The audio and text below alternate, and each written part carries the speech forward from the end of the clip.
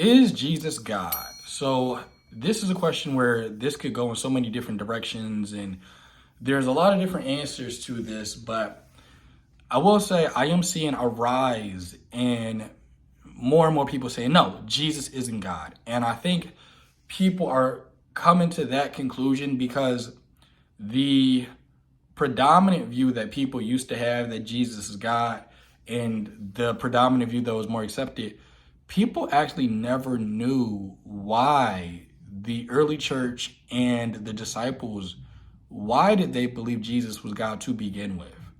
We know that Jesus did a thing. We know that Jesus did some miracles, but what does that even mean? We know he walked on water, but what does that even mean? From the original context, what does that even mean from its ancient Near Eastern context?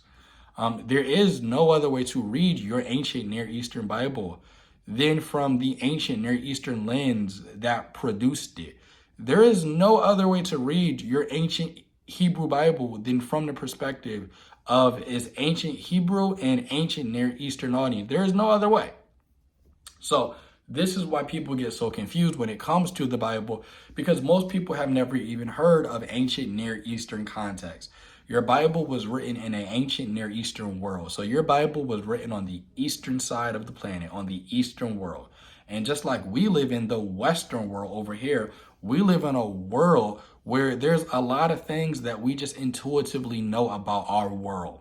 If I say, ba-da-da-da-da, everybody who's watching this video should know exactly what I'm talking about. McDonald's, because McDonald's is a part of our culture. So just like we intuitively just know things about our culture, well, that's because we live in a modern world. And people in the ancient world, they intuitively just knew things about their ancient world. So when we open up our Bible, if we are not understanding their world of how they saw things in their world, we're reading our Bible completely wrong. But in the ancient world of the Bible, like I always talk about, the Israelites used to believe that the earth was flat. They did believe the earth was flat. That doesn't mean the earth actually is flat, though. I'll talk about this in my books, but I won't even get into that. But the Israelites used to believe the earth was flat. And over top of this flat earth, they used to believe there was a firmament. The firmament was this metal dome or this crystalline dome. It really depends on which source you go to because they didn't agree with each other. But the firmament was this crystalline dome above the earth that had windows in. Above this firmament was water. So when you read Genesis chapter 1, verse 2, and when it says the Spirit of God hovered over the face of the waters or the face of the deep, because we don't understand the first thing about ancient Near Eastern culture, when you think about Genesis 1, the first thing that comes into your mind is space. In the beginning, God created the heavens and the earth, and you're probably thinking about space. You're probably thinking about a camera panning the Milky Way galaxy. That's not what these people are talking about. In the beginning, God created the heavens and the earth. From these people's point of view, it's talking about a flat earth. And it's talking about how God created the earth, and God created the heavenly realm above the earth. And basically as this, what's the word I'm looking for? As a result of this initial creation, per se, there are waters. And I actually misphrased that. So in Genesis 1, verse 2, from an ancient Near Eastern perspective, the waters already exist and the earth already exists. The type of creation that Genesis chapter 1 is talking about is not creation from nothing. In the ancient world, this is another thing I got to go into. In the ancient world, when they think about God creating something, they're not talking about God creating something brand new out of nothing.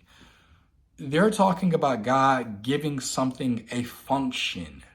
So for example, you can have a house, but if the house doesn't have anything in it, the house isn't really a house. It's not really a home. The house doesn't really have a function.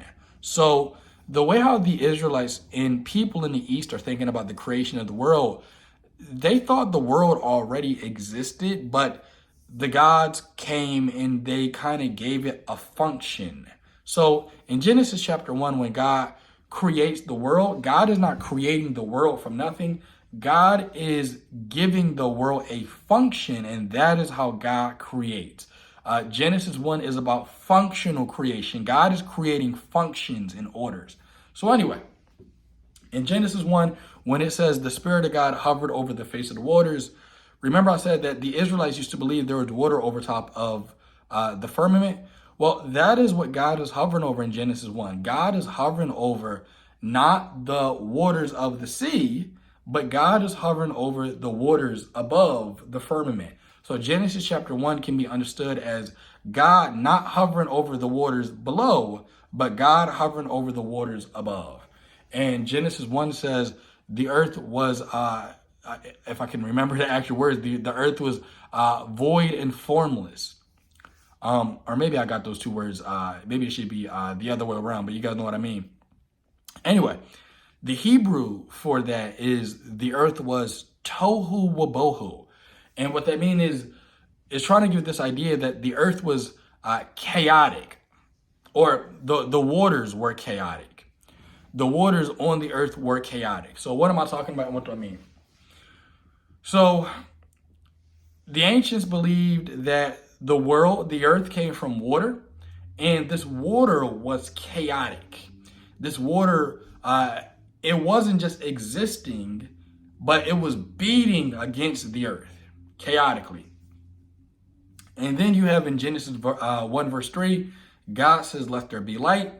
And when God says, let there be light, the text goes and it says there was evening and there was morning. And the Hebrew is there was Arab and there was a Boker, or it could be translated as there was chaos and there was order. So what you have in Genesis 1 is you have the scene of there's nothing but water and the earth already exists, but this chaotic water is beating against the earth, and Yahweh speaks. And when Yahweh says, let there be light, that's not talking about operational light. That's not talking about physical light. That's talking about a function. So this universe that didn't have any function, when God says, let there be light, we really should retranslate that, but it should say something like, let there be order. So there's this chaotic world. Then God says, let there be light, or let there be order. And now out of the chaos, there's order. Out of this chaotic water, now this water is orderly. And the reason why this water is orderly is because God spoke it and it was so. Now, in ancient Israelite cosmology, the only person who could calm the sea was Yahweh. And you see this concept in some Psalms, and I'll put them on the screen, where the voice of the Lord can do this, and the voice of the Lord can do that, and the voice of the Lord can speak things into existence, and God, with his voice, can do that. So when you go to the New Testament, keep these things in your mind. So the earliest gospel is Mark, and a lot of people always say that Mark's gospel has a pretty low Christology, but I think you could only come to that conclusion if you are completely divorced from ancient Near Eastern studies. So in the Gospel of Mark, there's a story about how Jesus is in a boat with the disciples and a storm comes. And this storm is beating against the boat. And the disciples cry out to Jesus and they say, Lord, don't you care if we're going to perish? And Jesus wakes up out of his sleep. He stands up and he says, peace, be still. Now, you got to understand that the way how people saw the sea in the ancient world is people thought of the sea as a deity. The sea was a living, breathing deity. And the sea, people thought about the sea as personified chaos. So when Jesus stands up in the boat and he says, peace, be still, Jesus isn't just calming the sea from their point of view. Jesus is showing his mastery over the chaos. Jesus has shown his power over the deity of the chaos. Well, when you go to Genesis, you see that same idea with Yahweh in Genesis 1, where there's chaos and this chaos is beating against the earth. And Yahweh says, let there be light. And there was Arab, and there was Boker, there was chaos, and there was order. So people in the ancient world, they thought about Yahweh sort of as a chaos tamer. The only person who could tame the chaos was Yahweh.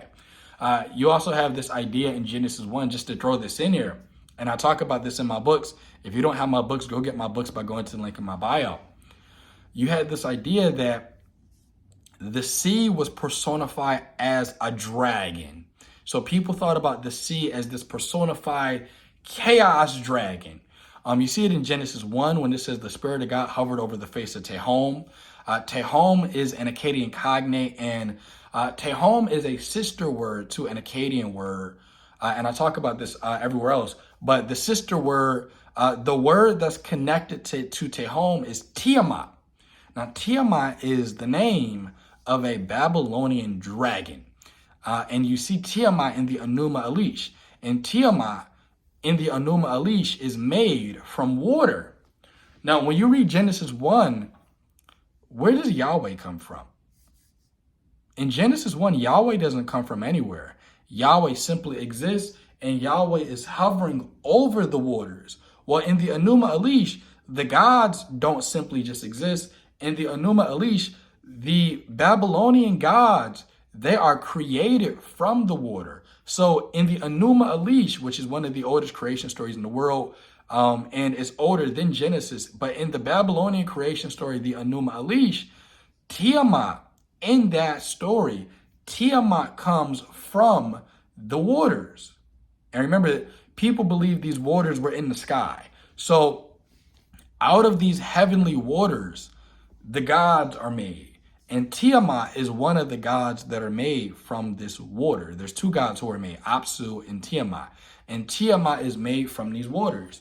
So Tiamat, when she's drawn, she's depicted as a dragon. So you have this Babylonian story of this water dragon who's made from these waters.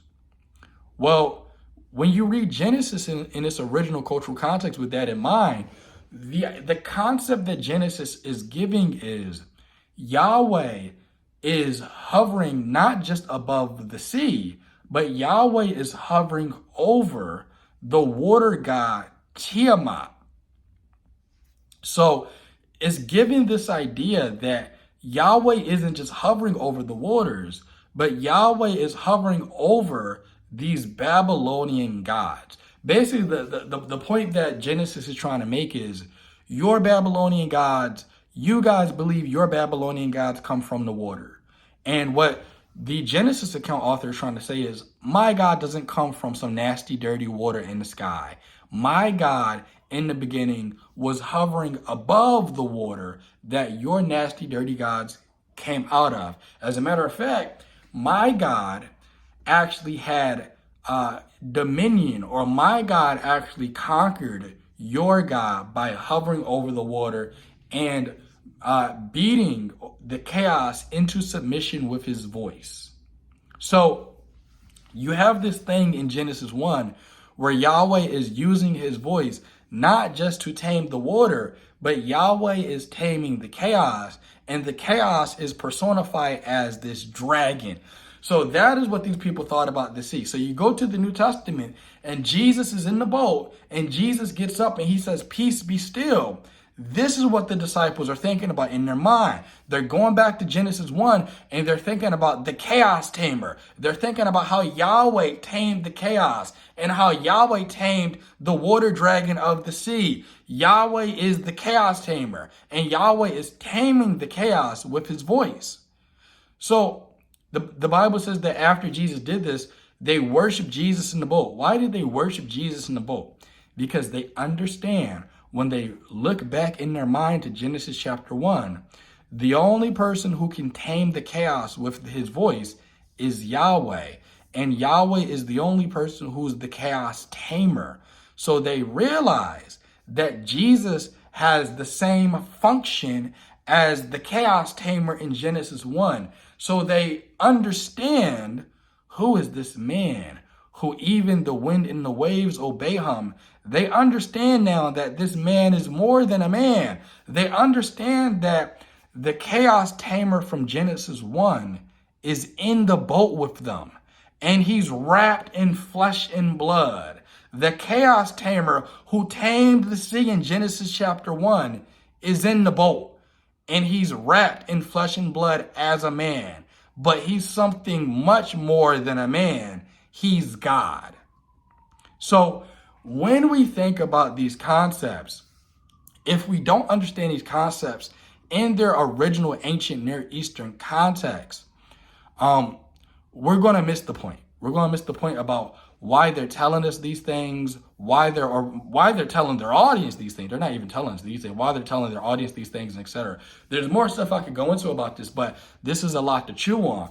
But one of the earliest accounts of Jesus shown to be deity is in Mark. And a lot of people like Bart Ehrman and other New Testament scholars will say that Mark has a low Christology. But if you can only get to that conclusion if you divorce Mark from his original cultural context. When you look at Mark in his cultural context, Mark has just as much as a high Christology as John does. So these are the things I talk about in my books. If you do not have my books, Secrets of the Bible from the East, get my books. Definitely get my books in my bio.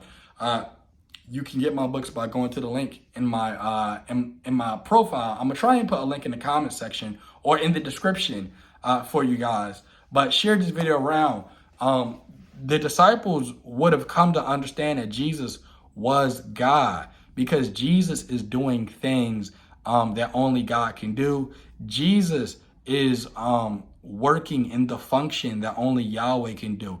Jesus has functions that are attributed to Yahweh and Yahweh alone.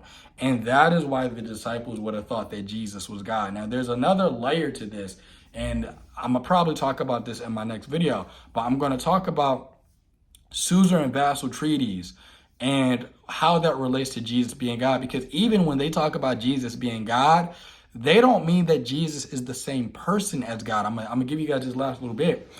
In the ancient world, kings were associated to be their patron deities. So, for example, Ramesses was considered to be the image of Ra. But Ra and Ramesses were not the same person. But rather, Ramesses as king shared the same status as Ra. So when you spoke with Ramesses, you were speaking with Ra. Even though Ra was in the heavenly realm, while Ramesses was living on earth, Ramesses was the living embodiment of the deity. Ramesses was, and this is called a suzerain and a vassal. Ramesses was a vassal to his suzerain. So a suzerain is a sovereign king. That's where we get the word sovereign from. So a suzerain is a king who's a sovereign king, and he's a high king. He's the highest of the highest. But then a suzerain would have a vassal king, and a vassal king is a servant king. The vassal king serves the suzerain king. He's a servant to the higher king. So you can think about it as a high king and a low king. And the low king would serve the high king. That would be his servant. And so when you look at Jesus, Jesus is not the same person as God. But Jesus, because he's God's son, in the ancient world, Jesus shares the same status as Yahweh. He shares the same function as Yahweh. He's not the same person as Yahweh, but when Jesus is on earth, Jesus is acting as Yahweh's royal vassal to the great suzerain. Jesus is a suzerain just like Ramesses is Jesus is a vassal just like Ramesses is a vassal, just like Hammurabi is a vassal. And a lot of times we don't understand what this stuff means because we don't know the terms and we don't understand the language and we don't understand the culture. So when I say that Jesus is God because Jesus is operating in the same function as God, and Jesus has the same status as God the Father. And that's what John is trying to do in John's theology. So the other gospels, they're trying to say that Jesus is a king or Jesus is a Messiah because he comes from King David. So Jesus is worthy to be honored as a king or as King Messiah because he comes from King David. That's the whole point of the whole lineages. So they're trying to attribute Jesus with a certain type of status through genealogy. Well, John 1 is a genealogy as well, but this is a theological genealogy. And what John is trying to say is Jesus isn't just worthy to be honored as a king because he comes from a king, but Jesus is worthy to be honored as God because he was in the beginning with God. Jesus is the vassal to the great suzerain. Jesus is what's called a vassal king, just like Pharaoh is a vassal king and Hammurabi is a vassal king. So when the first century church understood that Jesus was God, they weren't saying that him and Yahweh the Father were the same person.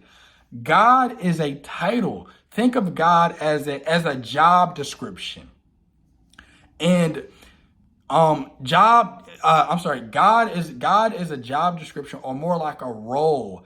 And if you have certain functions, then you can operate in the role of God. So Jesus, he operates in the same function, or he has the same status as Yahweh, but he's not the same person. And that's what they would have meant. Jesus is doing things that only God can do. Jesus is being honored in a way that only God should be honored. Jesus is being worshiped in the boat. The disciples are calling Jesus Kyrios. They're calling him Lord. You're only supposed to call Yahweh your Lord. What else? Jesus, what are some other things that he does? Like I said, Jesus accepts worship. Prophets, angels, and other people, they're not supposed to accept worship from anybody. The only person who is supposed to accept our worship is Yahweh. But in a suzerain vassal relationship, when you honor the vassal, you're honoring the suzerain who sent him. And you guys should know that verse in the New Testament. When Jesus says, if you don't honor the Son, you don't honor the Father who sent him. That is classic suzerain vassal relationship language. But because we've never heard of this stuff, it's so easy for us to come to the wrong conclusion. So I'm off of here. Definitely get my books in my bio. If you want to learn more about this stuff, if you want to learn what your Bible actually means, get my book, Secrets of the Bible from the East. You can only get my books by going to the link in my bio or the links in my profile. I'm going to try and put a link in the description. There are 3 books. They come in a bundle together, and my books are ebooks. They'll be directly emailed to you, so definitely check your email. My books are going to be on sale for the next 5 hours from when I post this video. So from the first 5 hours when I post this video, you're going to be able to get my books on a discount, and then my book prices are going back up again. So within the next 5 hours, if you haven't gotten my books, it's definitely a great opportunity to go and get them. But if you want to learn more about the stuff I'm talking about, if you want to know where I'm getting this information from, or how did I come to these conclusions, and what other scholars talk about this stuff, definitely get the books. I got to get off her. I've been on her for almost 30 minutes. But is Jesus God? Jesus is definitely God according to the New Testament. People just don't understand what the New Testament writers mean, and they don't understand the ancient or Eastern connections they're making. So we can't understand the connections they're making, so we can't come to the conclusions they're making. I say this all the time. One of the reasons why Christianity is becoming what it is today, people are deconstructing like crazy, is because people are coming to PhD conclusions, but they don't understand PhD methodologies. All right, good night, you flipperheads. Definitely get my books in my bio. I gotta go. I gotta run. You guys be safe. Jesus is Lord.